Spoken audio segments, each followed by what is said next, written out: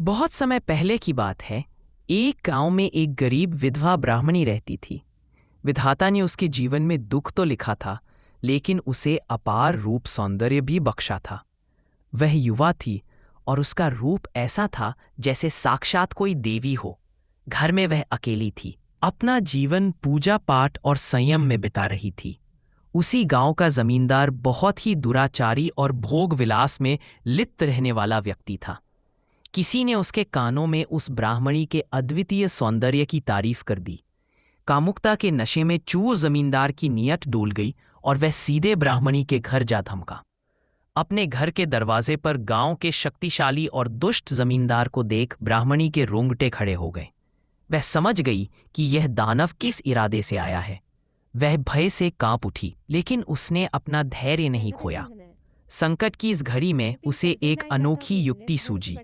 उसने अपना घूंघट थोड़ा नीचे खींचा और बनावटी मुस्कान के साथ बड़ी ही मधुरता से जमींदार से कहा, सरकार, आप मेरे घर आए, यह मेरा सौभाग्य है, लेकिन अभी मेरा व्रत चल रहा है। यदि आप मेरी सेवा स्वीकार करना चाहते हैं तो कृपया 4 दिन बाद पधारें। तब तक मैं आपके स्वागत के लिए तैयार रहूंगी। जमींदार उसकी मधुर बातों और 4 दिन के बाद के मिलन की आस में खुश हो गया। उसने सोचा, 4 दिन की ही तो बात है, और वह संतुष्ट होकर लौट गया। जमींदार के जाते ही ब्राह्मणी ने एक कठोर निर्णय लिया। उसने बाजार से जमालगोटा मंगवाया और उसे खा लिया। औषधि ने अपना काम शुरू किया और उसे भीषण दस्त लग गए।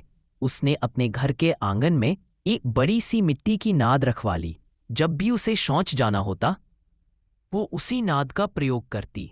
अगले 4 दिनों तक यही क्रम चलता रहा। सैकड़ों बार दस्त होने के कारण उसके शरीर का सारा पानी और मांस सूख गया। वो रूपवती युवती अब हड्डियों का ढांचा मात्र रह गई थी। उसकी वह सुंदर आंखें गधों में धंस गईं, गाल पिचक गए और गुलाबी रंगत की जगह चेहरे पर कालिख और झुर्रियां पड़ गईं। वो इतनी कमजोर हो गई थी कि उठने बैठने के लिए भी दीवार का सहारा लेना पड़ता था। उसका वह मोहक रूप पूरी तरह भयानक और विभत्स हो चुका था। 4 दिन बीत गए। 5वें दिन जमींदार बड़े उत्साह में सज धज कर ब्राह्मणी के घर पहुंचा। उसने आवाज लगाई, कहाँ हो सुंदरी? सामने खटिया पर एक कंकाल जैसी सूखी हुई भयानक स्त्री पड़ी थी। जमींदार उसे पहचान ही नहीं पाया। उसने इधर उधर देखा और उस स्त्री से पूछा, अरे बुढ़िया, वह सुंदर ब्राह्मणी कहाँ है जो यहाँ रहती थी? चारपाई से उस स्त्री की क्षीण और कांपती हुई आवाज आई, जमींदार साहब, मैं ही वह ब्राह्मणी हूं। जमींदार को अपनी आंखों पर विश्वास नहीं हुआ। वह घृणा से पीछे हट गया और बोला, तुम? असंभव! तुम्हारा वह कांतिवान चेहरा, वह सुंदर शरीर, वह सब कहाँ गया?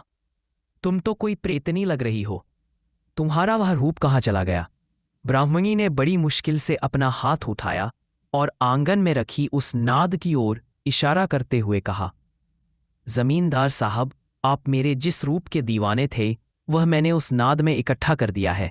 जाइए और जी भरकर उस रूप को देख लीजिए। जमींदार हैरान होकर उस नाद के पास गया।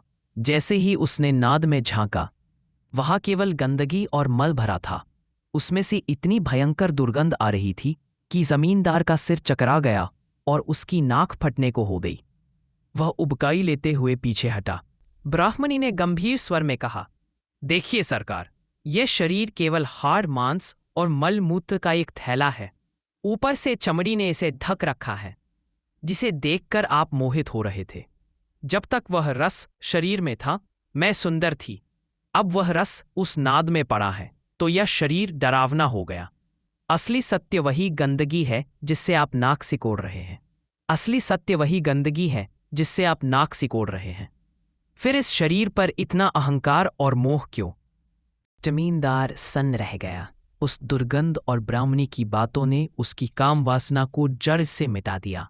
उसे जीवन की नश्वरता और शरीर की गंदगी का असली ज्ञान हो गया। वह शर्मिंदा होकर सिर झुकाए वहां से लौट गया और फिर कभी किसी स्त्री की ओर बुरी नजर नहीं डाली। शिक्षा, शारीरिक सुंदरता क्षणभंगुर और नश्वर है। यह शरीर अंततः मिट्टी और गंदगी ही है। इसलिए रूप का अहंकार या उस पर मोहित होना व्यर्थ है। मनुष्य की असली सुंदरता उसके चरित्र और गुणों में होती है। ऐसी ही और शिक्षाप्रद कहानियों के लिए कमेंट करें मोर स्टोरीज। हमारी इस वीडियो को लाइक करें और चैनल को सब्सक्राइब करें। धन्यवाद।